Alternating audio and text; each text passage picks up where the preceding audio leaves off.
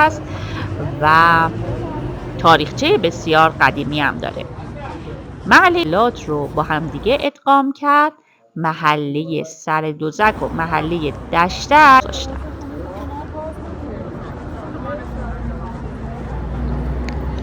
هم همین محله سر دوزک بوده. البته تیپ و قیافه سر دوزک یکم با الان چراغ بس میشینه. البته شاچراغ اون زمان. معروفیت سر دوزک توی شیراز زمانی الان به خاطر مرجان بوده، هیچ وقت به روی مرجان نمیاره. به جاش توی این 7 سال که در از پدری خانواده رو میکرده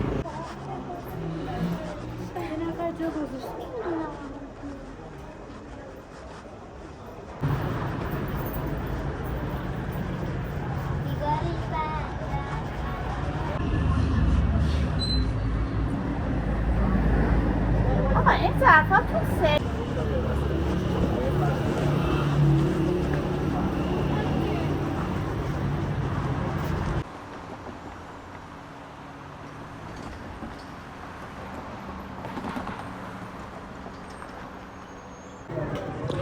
سلام، امروز اومدیم به محله سر دوزک شیراز که یکی از محله های بسیار قدیمی شیراز هست و تاریخچه بسیار قدیمی هم داره.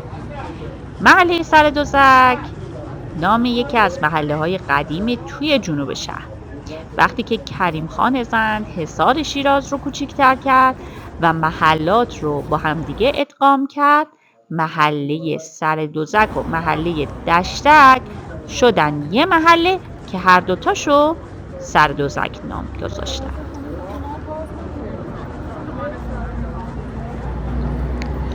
خب امروز که ما اومدیم اینجا، خوشبختانه یا از شانس بد و بد اقبالی ما گرمترین روز شیراز شناخته شده و باعث شده که خیلی از مغازه ها تحمل این گرما رو نداشته باشن.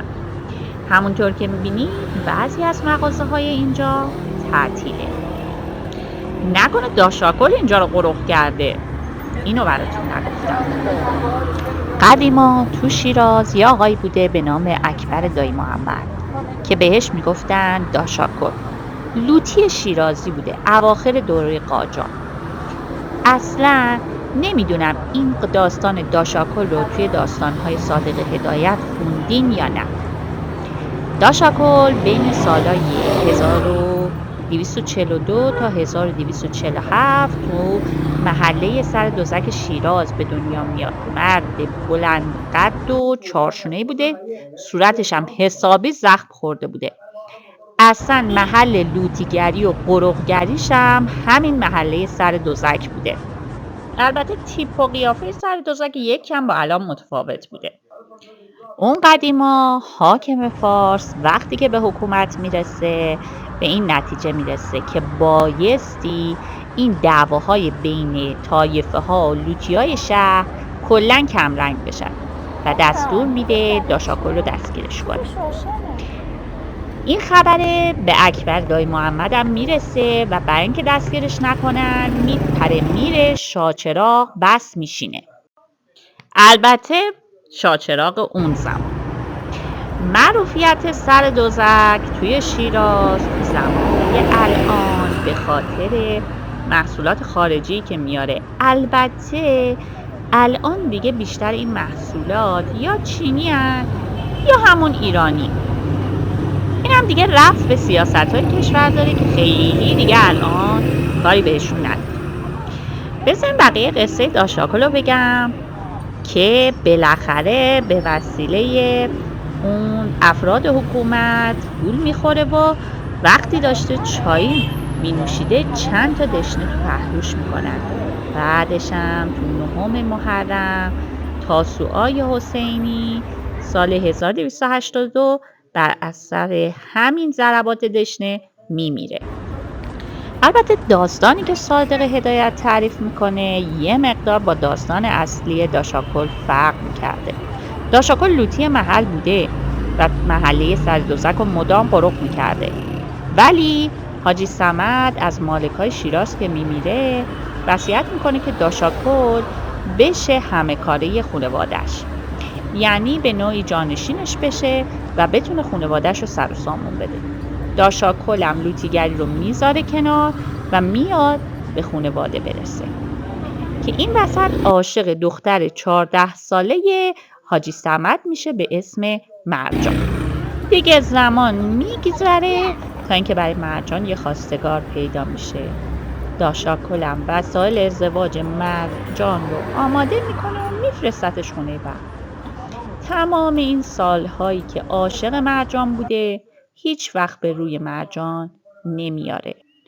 به جاش توی این 7 سال که در از پدری خانواده رو میکرده فقط یه توتی میخره و تمام حال و هوای عشق خودشو برای اون توتی میگفته.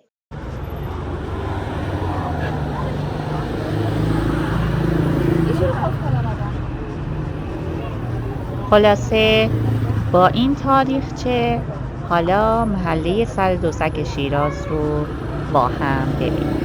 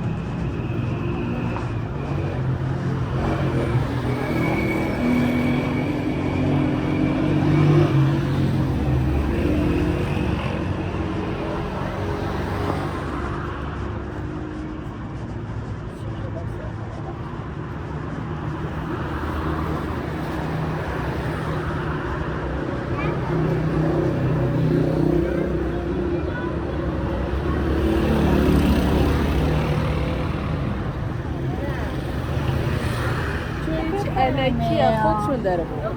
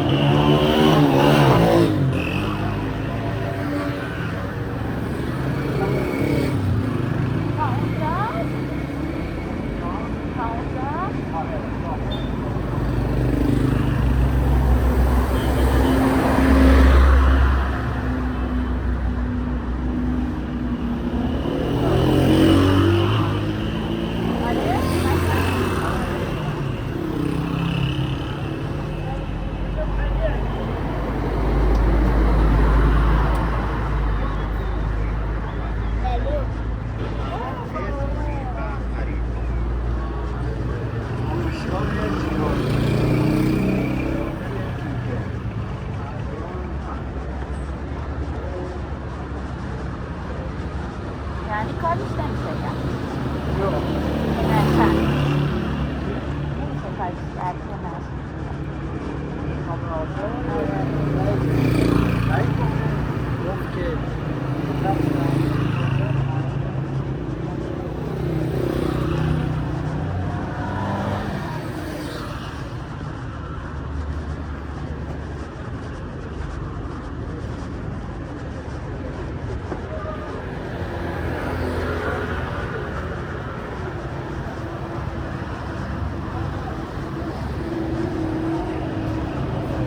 سلام الان میتونم خدمت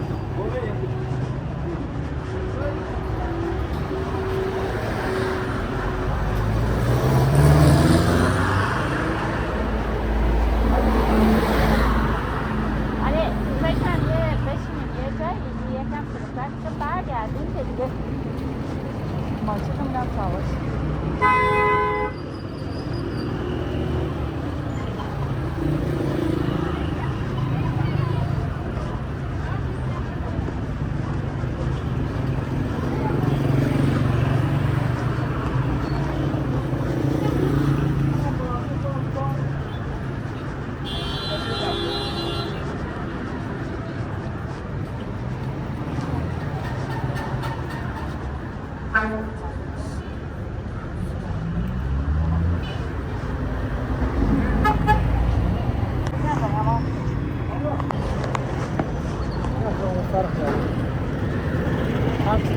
نشستنی نیست خود وقت بذاره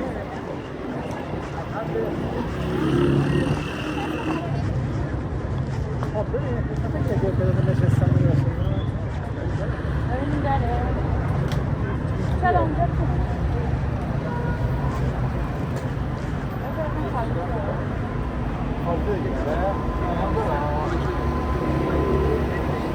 بشه ببینیم بگه دیگه